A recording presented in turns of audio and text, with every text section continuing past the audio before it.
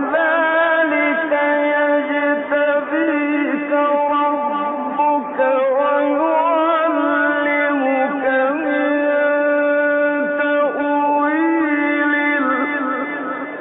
الأحاديث ويتم نعمته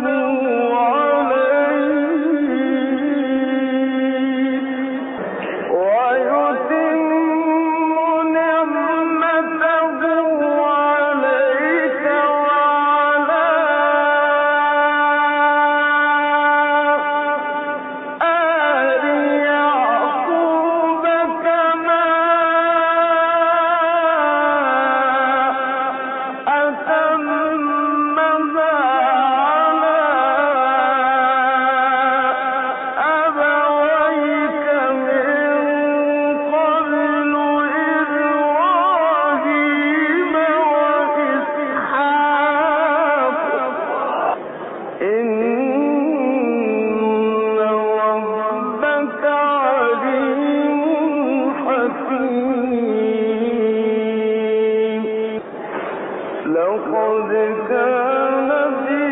يوسف وإخوته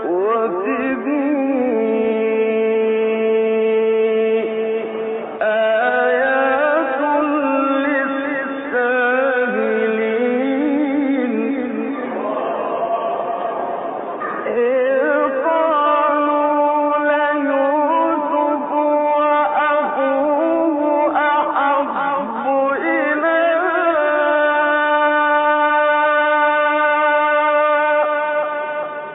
أبينا منا ونحن عصبة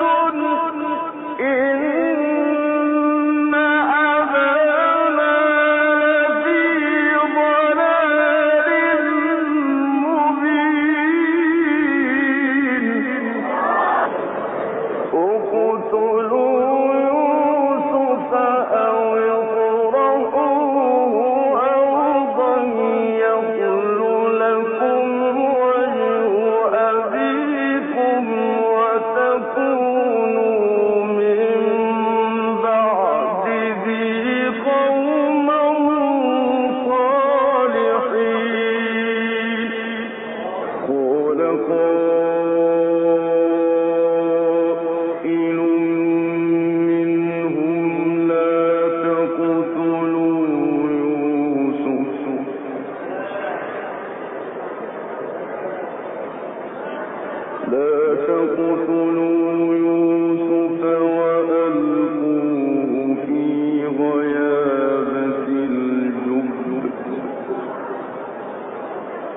وألقوه في غيابة الجب يلتقطه بعض السيء